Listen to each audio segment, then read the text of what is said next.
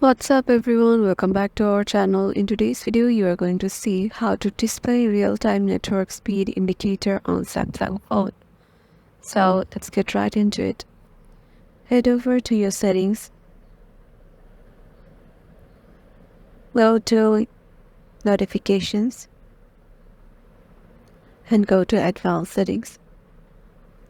And here, if you have Android 13 on your Samsung phone, you will be available with our option under show battery percentage named how to display real-time network speed indicator.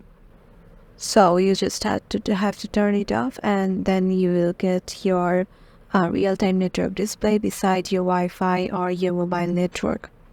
And as I don't have that, my system is let me show you.